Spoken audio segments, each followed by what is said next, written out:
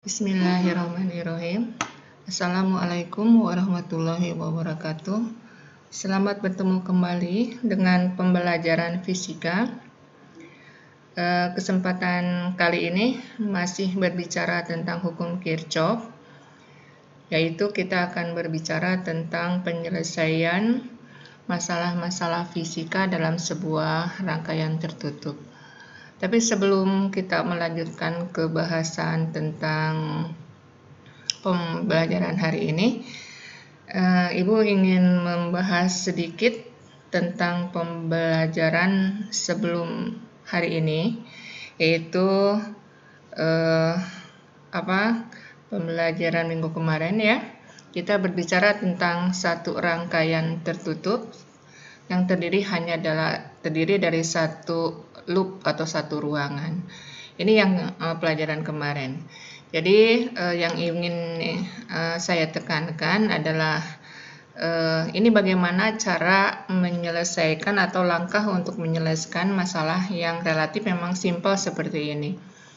Jadi seperti kalian tahu tentang hukum kedua dari Kirchhoff, bahwa dalam satu rangkaian tertutup maka jumlah dari tegangan, ini adalah simbol dari tegangan atau GGL, gaya gerak listrik, itu ditambah jumlah tegangan hasil kali I dengan R, itu wajib sama dengan 0. Berarti jumlah keseluruhan dari tegangan dalam satu rangkaian tertutup harus sama dengan 0. Kalian kan tahu I kali R juga adalah tegangan.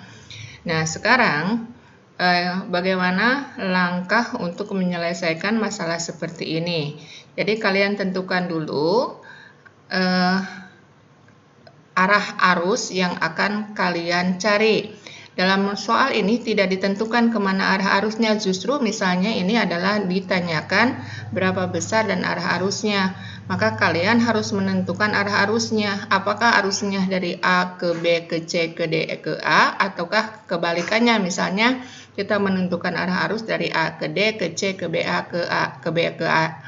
Nah, Bu takut salah, nggak perlu takut. Kalau nanti kita menentukan atau memisalkan arah arusnya salah, maka dari hasil penghitungan akan terlihat nilai I-nya akan negatif kalau kita menentukan arah arusnya salah.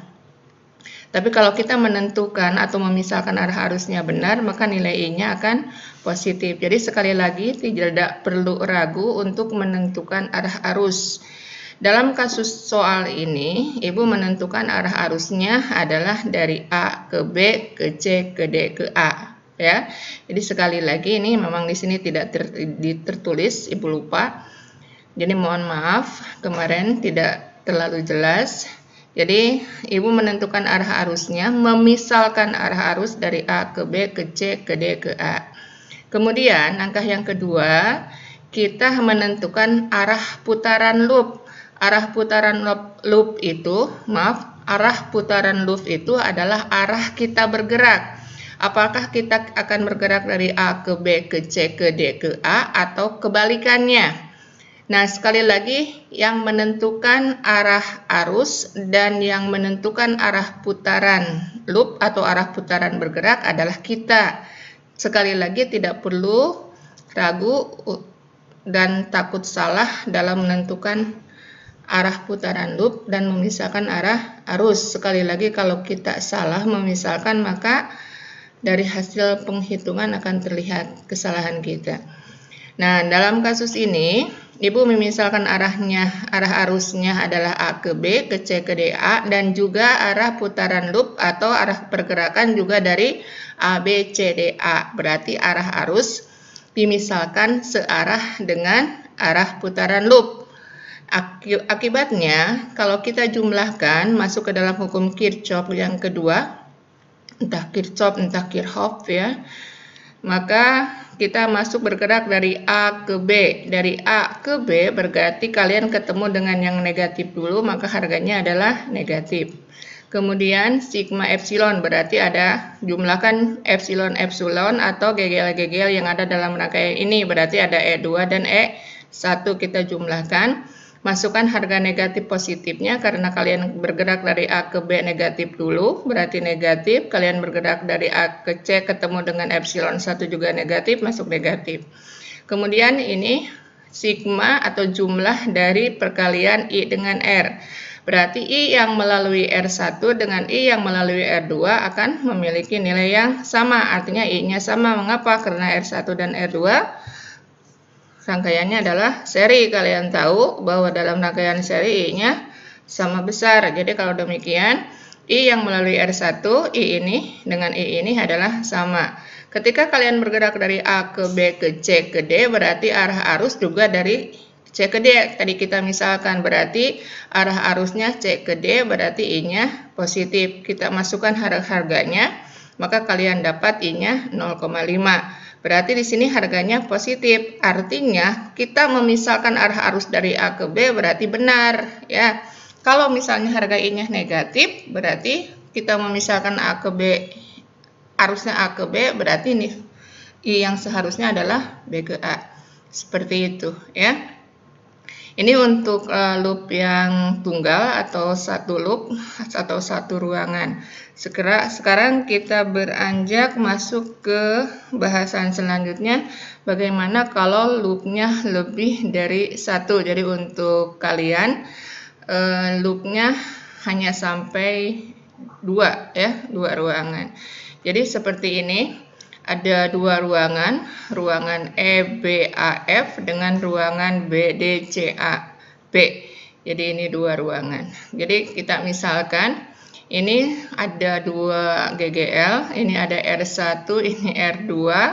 Kemudian ini dalam soal kalau misalnya tidak ada I1, I2, I3, ini misalnya tidak ada, maka kita yang menentukan arah arus. Nah, arah arus sekali lagi jangan takut salah. Kita tentukan arah arusnya mau dari C ke A, mau ke A ke C. Yang jelas harus ada arus yang masuk ke titik simpang dan ada yang keluar. Yang tidak boleh itu kalau arusnya semuanya keluar atau semuanya masuk. Jadi sekali lagi arus-arus yang melalui titik A ini, ya, cabang-cabang ini harus ada yang keluar, harus ada yang masuk. Sekali lagi tidak perlu takut dalam pemisahan arah arus ini, ya. Jadi kita tentukan seperti misalnya Ibu menentukan pada cabang AB arah arusnya ke bawah, dimisalkan arah arus I3 yaitu yang melalui cabang AFEB itu adalah dari A ke F. Bu, bagaimana kalau I3-nya nggak ke arah F tetapi dari F ke A? Boleh, ya. Terus dimisalkan, Ibu memisahkan dari C ke A untuk arus yang dari B, D, C, A. Berarti di sini ada I yang masuknya adalah I2, yang keluarnya adalah I1, I3. Sekali lagi, kalau tidak ada arah arus dalam soal, berarti kita yang menentukan ini, ya. Misalnya ini adalah besaran-besaran dari nilai GGL dan R, 20, 40, 10, dan 20 ohm. Yang disuruh adalah hitung arus yang melalui R1 dan yang melalui R2. Berarti dengan kata lain, R1 akan dilalui oleh I3, R2 akan dilalui oleh I1. Jadi pertanyaannya adalah sama saja dengan berapa besarnya I1 dan I3. Nah, dalam kasus ini bisa kita selesaikan dengan menggunakan hukum Kirchhoff, ya. Berarti nanti kita main eliminasi, main substitusi, cari satu-satu. Pengerjaannya relatif panjang. Jadi kita akan menggunakan cara yang paling simpel. Jadi kita tahu bahwa ini cabang A, F, E, B dengan cabang A, B dan cabang A, C, D, B itu paralel, ya. A ke B, A ke F, ke E, ke B berarti awalnya dari A ke B tapi lewatnya A, F, E, B. A, C, D, B, cabang A, C, D, B juga adalah berawal di A, berakhir di B tapi melalui cabang C, D. Berarti dalam kasus konsep listrik, tegangan antara dua titik mau lewat cabang mana saja akan memiliki tegangan yang sama besar. Jadi tegangan dari AB mau lewat jalur tol langsung ke bawah, mau dari A ke B lewat FE, mau dari A ke B lewat C dan D, harus memiliki tegangan yang sama besar. Itu konsepnya ya. Jadi kalau demikian, dari di sini kita lihat teliti ternyata pada cabang ACDB hanya memiliki satu sumber tegangan.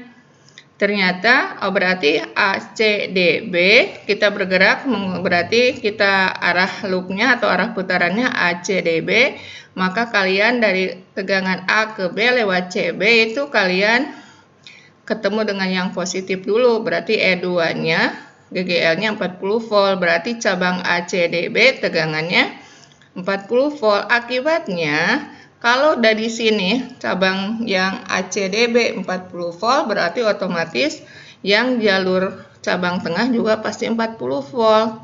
Yang dari A ke B lewat A, FEB juga adalah 40 volt. Ya. Nah, sekarang kalian disuruh untuk mencari I1. Berarti kan kita tinggal masuk ke dalam hukum kedua dari Kirchhoff. Ya, tegangan antara dua titik untuk hukum Kirchhoff berarti jumlah GGL, ini GGL. Jumlah GGL atau jumlah tegangan ditambah jumlah tegangan hasil kali I kali R.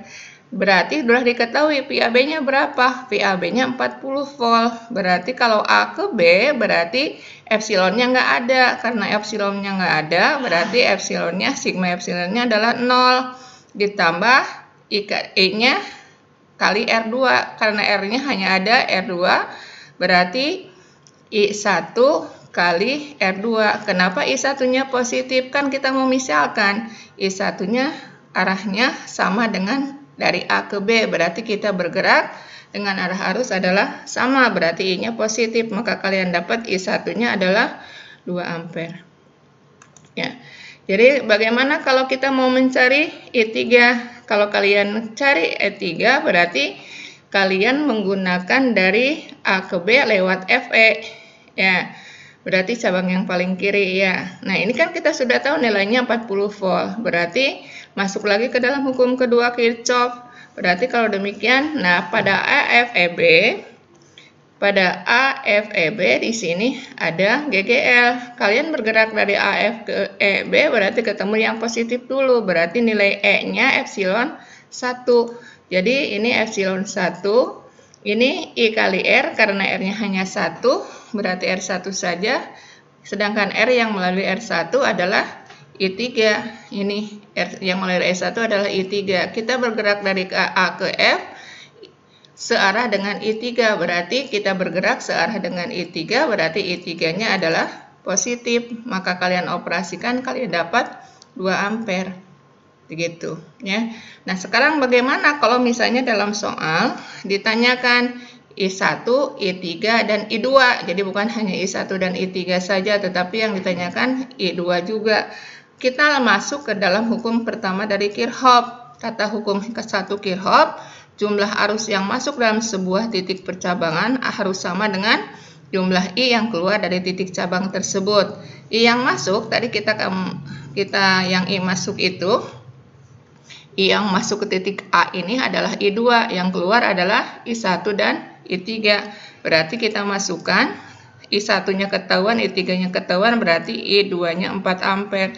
Kalau kalian amati I1, I2 dan I3 semuanya bernilai positif. Berarti karena semuanya bernilai positif, maka pemisalan arah arus I1, I2 dan I3 semuanya benar. Begitu ya. Kebetulan ini semuanya benar gitu. Jadi buka bagaimana kalau mau dibalikan, silakan saja dicoba ya. Nanti kalau kalian ketemu dengan yang negatif berarti harganya pemisalan kalian salah. Yang jelas kalian arah I2 tidak boleh ke kanan kalau ini tetap ya, karena semuanya akan keluar. Begitu. Contoh yang lain. Contoh yang lain ini sekarang dalam satu cabang itu ini sama tetap masih 2 loop atau 2 ruang. ini A ke B ada R-nya, tetapi tidak ada tegangan. Dari A ke B lewat EF atau cabang yang paling kiri, A, E, F, B, ada GGL, ada R1. Dari A, D, C, B, itu ada R, ada GGL. Dalam kasus ini Ibu memasukkan harga R kecil. R kecil itu adalah hambatan dalam. Hambatan dalam itu adalah hambatan yang dimiliki oleh sumber tegangan. Nah, hambatan dalam ini berarti satu marga dengan hambatan luar. Jadi R sama-sama hambatan ya. Jadi R totalnya harus dijumlahkan. Berarti antara R dalam cabang A, E, F, B, R1 dengan hambatan dalam dari E2 itu berseri. Berarti R total pada cabang A, E, F, B adalah 2 ditambah 1. Jadi hambatan pada cabang A, F, B itu bukan 2 tetapi 3 karena jumlah dari hambatan resistor ditambah dengan hambatan dalamnya si sumber tegangan ya. Nah, sekarang pada cabang AB langsung yang ini yang tengah ini tidak ada sumber tegangan berarti hambatan resistor saja. Kemudian pada cabang ADCB di sini ada juga hambatan dalam untuk sumber tegangan GGL1. Jadi antara R2 dengan hambatan dalam dari sumber tegangan epsilon 1 itu menjadi 6 kan hambatan total untuk seri kan tinggal dijumlahkan ya. Jadi sekali lagi hambatan total untuk cabang A, D, C, B bukan 5, tetapi hambatan totalnya AD dari ADCB adalah 5 tambah 1. Oke, kemudian pertanyaannya adalah, misal, hitung berapa besar arus pada hambatan 3 ohm. Jadi yang ditanyakan adalah arus I2. Nah, I2 ini dimisalkan. Jadi misalnya dalam soal biasanya tidak ada arah-arah arus I1, I2, I3 ini tidak ada. Jadi kita yang menentukan atau memisalkan arah arus. Ibu misalkan arah arusnya bukan dari A ke B tapi dari B ke A ya.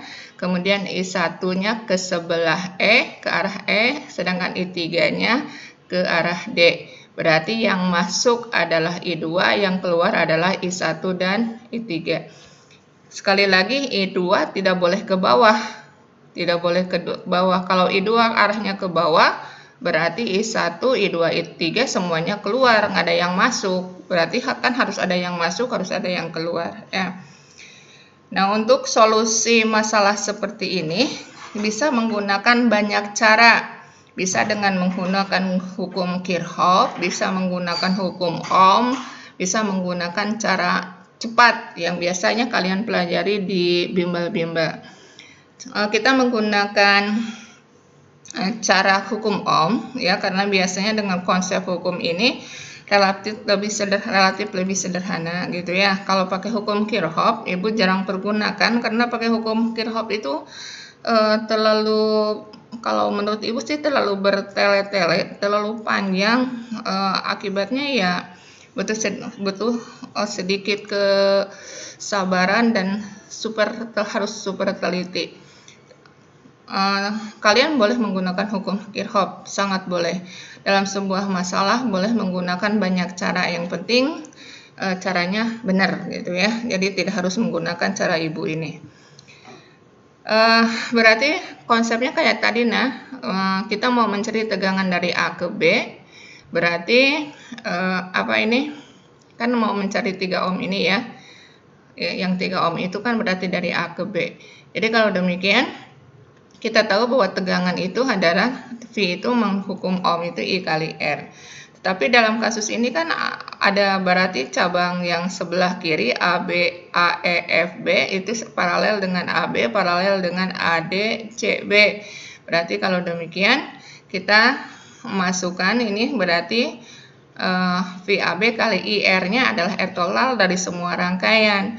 Nah, karena si rangkaian ini ada 3 rangkaian yang saling paralel, berarti si R totalnya adalah R total dari rangkaian. Sedangkan karena ini adalah paralel, berarti kita menggunakan dengan konsep paralel, berarti I per R total. Kenapa ini R1 ditambah R2? Kan ini pada cabang yang ini. Sedangkan R1 dengan R2 adalah seri. Ini jumlahkan, berarti jumlahkan hambatan yang ada pada cabang kiri. Berarti ini yang R3. Kenapa R3 saja? Karena pada cabang AB ini hanya R3. Kenapa ini R2 ditambah R1? Pan ini R2, ini R1-nya, berarti pada cabang yang kanan ini adalah R totalnya gitu ya. Bagaimana kalau misalnya di sini R2-nya tidak ada, berarti hanya 2 saja. Misalnya ini hanya 6 volt, ini 2 ohm, berarti ini 1/2 ditambah 1/3 ditambah 1/6 gitu ya, kalau R-nya nggak ada. Berarti R totalnya kita dapat, R totalnya adalah 6/5 begitu ya. Kemudian kita masukkan, berarti masuk ke tadi VAB-nya adalah I kali RT. I-nya I yang mana? I total, karena R-nya juga adalah R total. Berarti R total yang mana? R total pada masing-masing, R total pada I total pada masing-masing cabang. Berarti I pada cabang yang kiri dari A, E, F, B, I pada AB, dan ditambah I pada A, D, C, B. Jadi ini I-nya berarti I1 adalah Pi per R pada A, E, F, B. Berarti I3-nya adalah I yang tengah. Ini tegangan, boleh GGL, boleh V ya. Ini adalah R dari A, D, C, B. Berarti kalau demikian, ini si V-nya pada A, E, F, B. V pada A, E, F, B, berarti kita ketemu dari A ke E ke F, B, ketemu yang panjang dulu, berarti adalah E2, berarti kalian masukkan nilai E2-nya. Ini RA, F, B-nya ada R1 dan E2, tadi sudah Ibu jelaskan. Nah, pada cabang tengah yang dari AB langsung, berarti V-nya tidak ada tegangannya, GGL-nya, berarti adalah nilainya 0. Kemudian ini adalah pada cabang yang kanan. Pada cabang yang kanan berarti dari A, D, C, B, berarti kalian bergerak dari A, D, C, B ketemu yang panjang dulu, berarti ini adalah F1 ya. Epsilon 1, berarti di sini ada 2, masukkan RT-nya 6/5, kalian dapat adalah 3,6 volt. Artinya bahwa tegangan dari A ke B 3,6 volt, A dari sini kemari juga 3,6, dari sini kemari juga adalah 36. Positif, artinya bahwa posisi si A lebih positif daripada titik si B. Berarti daerah B negatif, daerah A adalah positif. Nah, karena kalian mau disuruh untuk mencari I pada cabang AB yang tengah, berarti kalau demikian kita cari menggunakan hukum kedua Kirchhoff untuk mencari tegangan antara dua titik. Berarti kayak tadi lagi masukkan, nah pada cabang AB, berarti ini fokus pada cabang AB yang tengah, epsilonnya tidak ada, kita masukkan, ini nilainya 3,6, berarti ini epsilon 1. Kalau epsilon 1, nah ini kenapa negatif? Kenapa negatif? Karena kita masuk dari A ke B,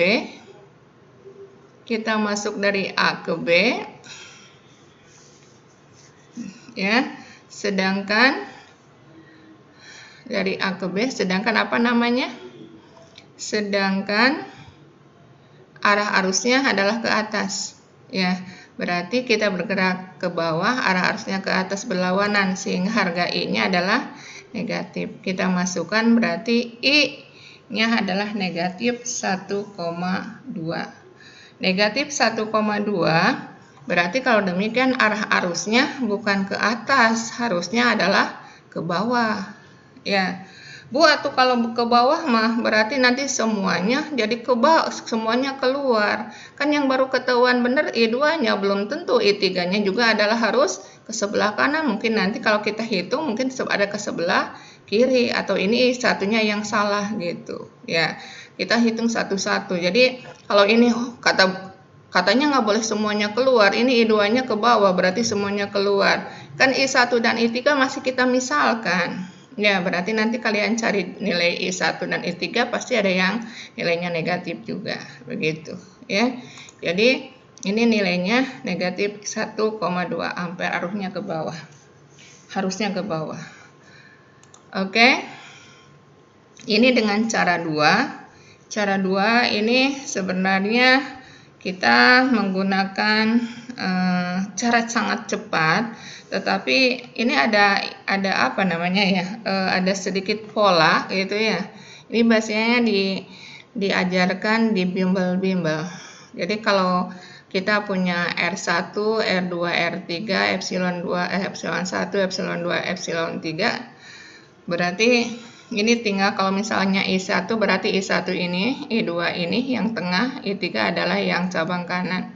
Berarti epsilon 1 dikurangi I2, ini dengan ini dikurangi kali R yang belum disebut, ditambah epsilon 1 dikurangi epsilon 3, ini kan nggak kesebut, berarti yang disebut adalah R2-nya. Kalian perhatikan saja polanya ya, kalian perhatikan di sini akan terpola. Ini kali kurangi E2 dikalikan R yang di sini, ditambah epsilon 1 dikurangi epsilon 3 kali R2 begitu. Kemudian dibagi R1 kali R2 ya, ditambah R1 kali R3 ditambah R2 kali R3 dan seterusnya. Ini adalah rumus cepat, tapi ya khusus untuk yang 2 loop dulu ya, dan namanya rumus cepat biasanya ya berlaku khusus ya. Ini membentuk pola, kalian amati. Jadi kalau misalnya rumus yang tadi, rumus yang ini kita masukkan ke soal yang kita punya di sini, nah ini kita masukkan ke soal ini, maka dengan cara yang kedua kita dapatkan berarti epsilon 1. Kita kan mau mencari I2, karena kita mencari I2, pada I2 kan pada cabang tengah tidak ada tegangannya, berarti 0 dikurangi E2 ya, 0 dikurangi E2. Jadi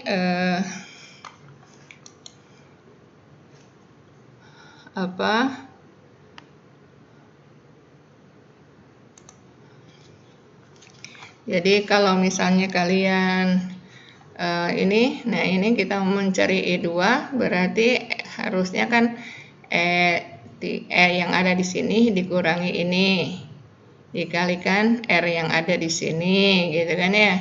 Kemudian ini dikurangi epsilon yang di sini dikalikan R yang ada di sini gitu. Jadi ini kenapa R-nya 2? Kan dalam pada cabang yang kiri ini adalah ada 2, R2 ditambah R1 ya. Ini kenapa R1 ditambah R2?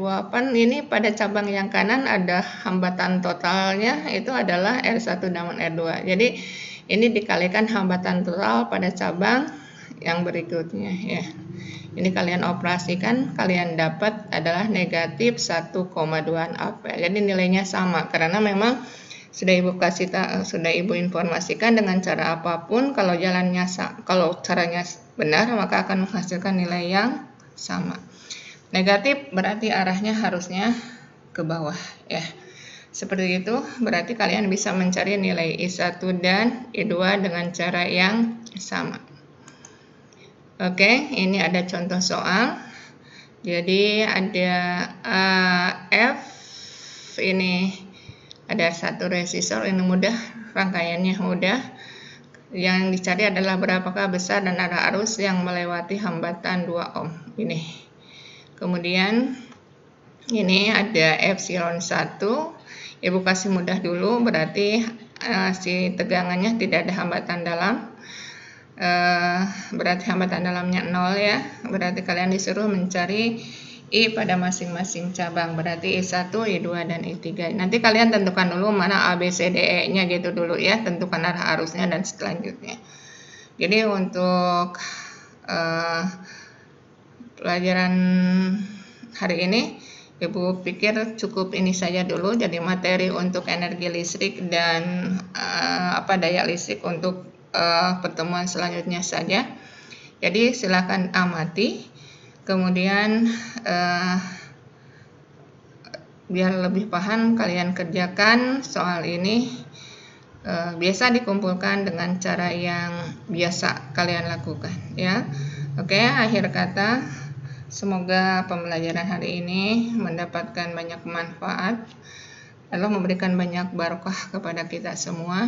Allah memberikan banyak kesehatan untuk kita semua. Assalamualaikum warahmatullahi wabarakatuh.